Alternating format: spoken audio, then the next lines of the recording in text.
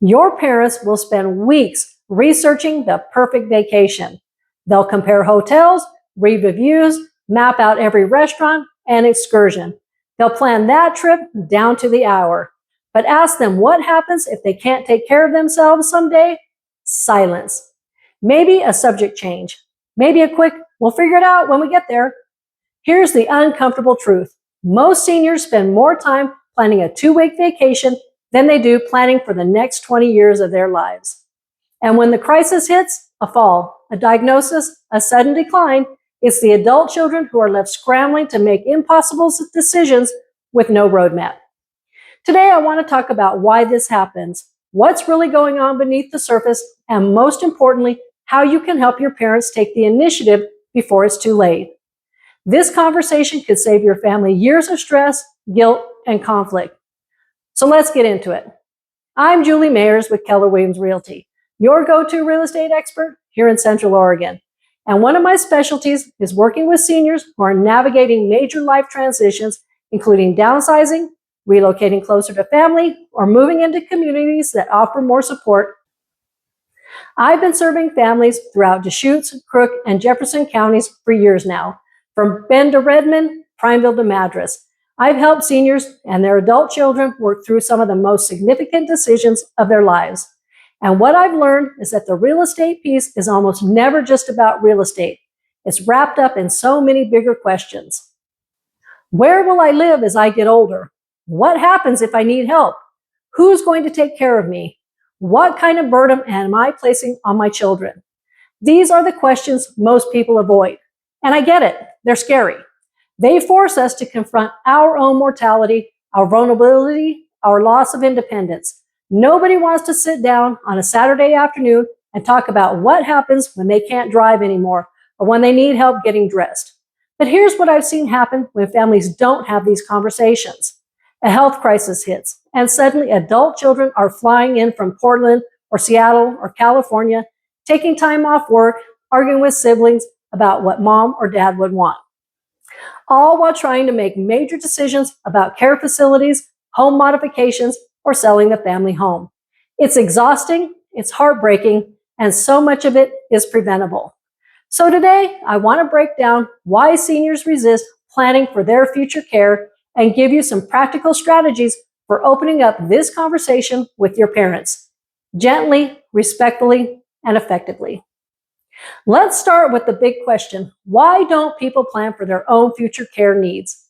Your parents aren't being irresponsible. They're not in denial, at least not in the way you might think.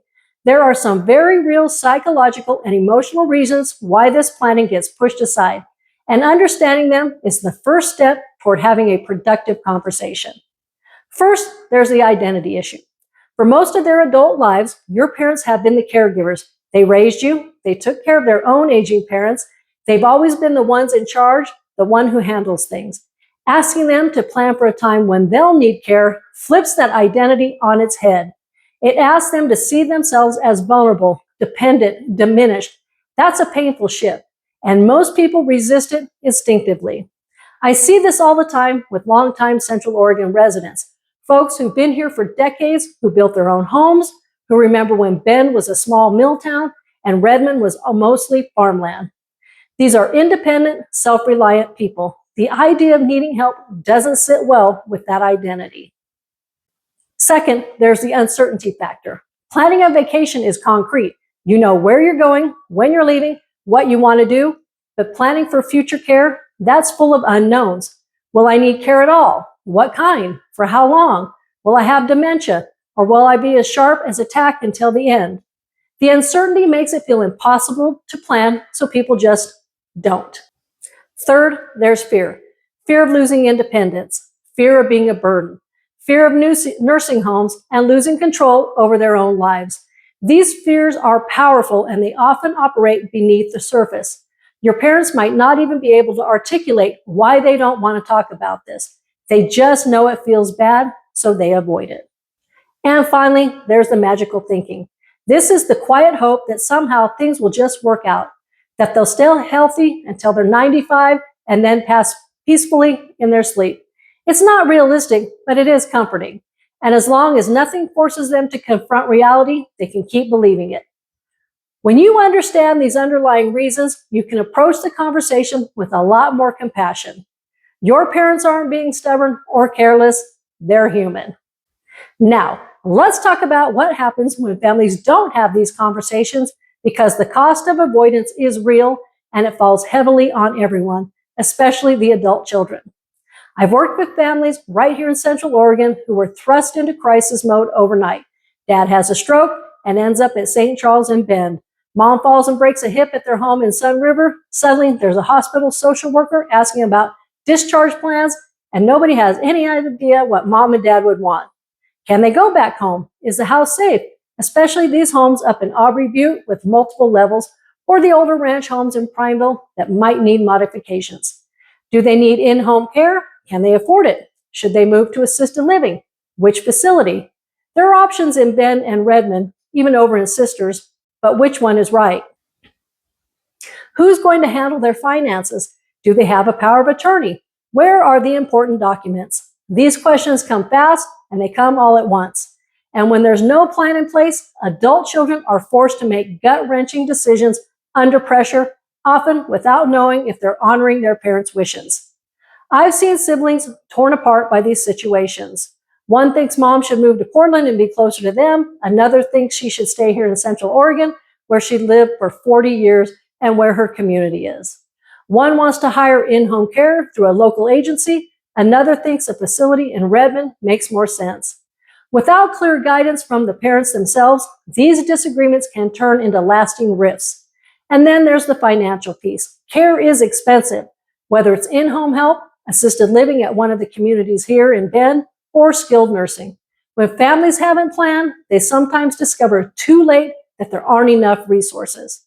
Or they make hasty decisions about selling the family home for less than it's worth because they're under pressure and don't have time to do it right. I've seen beautiful properties in places like Broken Top or Eagle Crest sell for well under market value because the family was in crisis mode and couldn't wait for the right buyer. The emotional toll is enormous too. Adult children carry guilt for years. Did I do the right thing? Would mom have wanted this? Why didn't we talk about this sooner? All of this, the conflict, the financial stress, the guilt, the chaos, can be dramatically reduced with some proactive planning. It's not about having every answer figured out. It's about having the conversation before the crisis forces your hand. So, how do you actually bring this up with your parents? How do you open a conversation when they've probably been avoiding for years without making them defensive, without damaging your relationship, and without feeling like you're overstepping? Here are some approaches that I've seen work well with families throughout Central Oregon. Start with yourself, not them. Instead of saying, Mom, we need to talk about what happens when you can't take care of yourself, try something like, I've been thinking about my own future and what I'd want if something happened to me. It made me realize, I don't know, what you and Dad would want. This takes the pressure off them and frames it as a mutual conversation, not an intervention. Use a natural opening. Sometimes the best conversations happen after a triggering event. A friend's parent goes into Brookdale or Regency Village, a news story about elder care, a health scare in the extended family, maybe someone they know from church in Redmond or their golf group in Prineville had a fall. These moments create a natural reason to bring up the topic without it feeling forced. Ask about preferences, not logistics. Early conversations don't need to be about specific facilities or financial details. Start with values and wishes. If you ever need more help, would you want to stay in your house here in Bend? Would you want to be closer to us in Seattle? Or would you rather stay in Central Oregon where your friends are, where you know your doctors at Mosaic or St. Charles? What matters most to you about how you live? These questions are less threatening and give you a foundation for more detailed planning later. Break it into small conversations. You don't have to cover everything at once. In fact, you shouldn't. One conversation might be about where important documents are kept. Maybe they're in a safe deposit box. Another might be about their feelings on in-home care versus a community setting. Another might be about finances. Spreading it out over time makes it feel less overwhelming. Bring in a third party. Sometimes parents will open up to someone outside the family more easily than to their own children. A financial advisor here in Bend, an elder law attorney in Redmond, or even a senior-focused real estate agent like myself can help facilitate these conversations in a way that feels more neutral. I've sat down with families at their kitchen tables, and sometimes having someone outside the family dynamics makes all the difference. Acknowledge the emotions. Let your parents know you understand this is hard. Say something like, I know this isn't an easy thing to talk about, and I don't have all the answers either. I just want to make sure that whatever happens, we're honoring what you want. That kind of empathy goes a long way. Once you've opened the door to these conversations, what should you actually be discussing?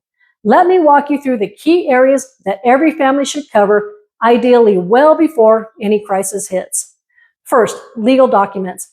At a minimum, your parents should have a durable power of attorney for finances, a healthcare power of attorney, and an advance directive or living will.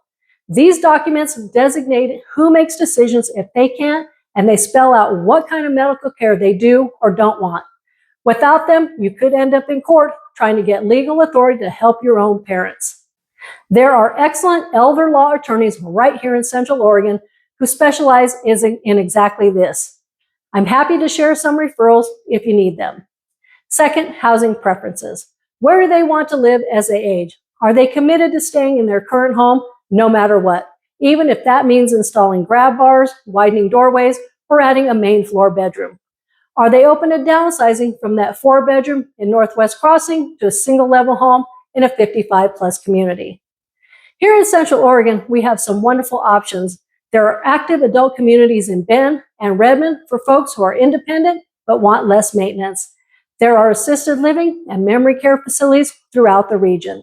There are even continuing care retirement communities that offer a full spectrum from independent living all the way through skilled nursing, so you only have to move once. Understanding their preferences now helps you know what options to explore if the time comes. And this is exactly where I come in. I know these communities, I know the housing stock, and I can help families understand what's possible at every price point throughout Deschutes, Crook, and Jefferson counties.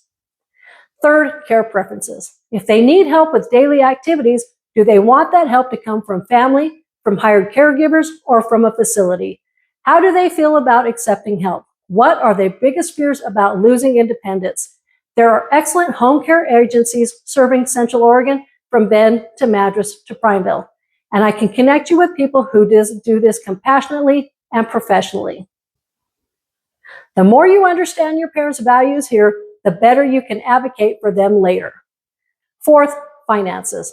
This can be a sensitive area, but it's critical. Do they have long-term care insurance? What are their income sources in retirement? What assets do they have, and where is everything held? Do they own their home outright? And if so, how much equity is there? For many Central Oregon seniors, the family home is their largest asset, and understanding its value is essential to planning for care.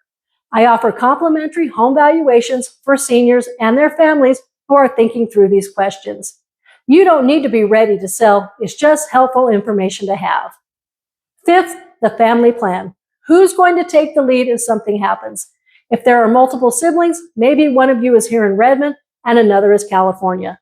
How will responsibilities be divided? Having these conversations among the adult children, ideally with their parents' input, can prevent a lot of conflict down the road. I know this feels like a lot, but remember, you don't have to do all of this in one sitting. The goal is progress, not perfection. Even getting a few of these pieces in place puts your family in a much better position than most. I want to leave you with a reframe that might help, both for you and for your parents. Planning for future care isn't a morbid exercise. It's not about expecting the worst. It's actually one of the most loving things a person can do for their family. When your parents take the time to articulate their wishes, to get their documents in order, to have honest conversations about what they want, they're giving you an incredible gift. They're taking the burden of guesswork off your shoulders. They're protecting you from the guilt of wondering if you made the right choice. They're preserving family harmony by making sure everyone knows the plan. And for your parents, there's peace of mind in knowing that they've had a say in their own future, that they're not leaving chaos behind, that they've done what they can to make things easier for the people they love. I've seen this transformation happen with so many families here in Central Oregon. Parents who are initially resistant end up feeling relieved once the conversations are done. Adult children who are anxious and overwhelmed finally feel like they have a roadmap. It brings families closer together. So, if you've been putting off this conversation, let this be your nudge. Start small, be patient, lead with love, and know that by initiating this dialogue, you're doing something incredibly important for your whole family. If you're starting to think about what the future looks like for your parents or for yourself, and housing is part of that picture, I'm here to help. I've been serving seniors and their families throughout Central Oregon for years. I know the communities, I know the neighborhoods, I know which areas have single-level homes that work well for aging in place, which communities have the best access to health care, and which assisted living and retirement communities offer the best value and care. Whether your parents are in Bend, Redmond, Prineville, or anywhere else in Central Oregon, I can help you think through the options and make a plan that honors what they want for their next chapter. Click the link in the description to schedule a free consultation with me. We'll talk about your situation, your questions, and what options might make sense for your family.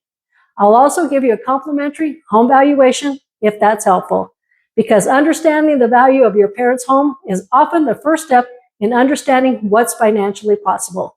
No pressure, no obligation, just a helpful conversation with someone who genuinely cares about getting this right.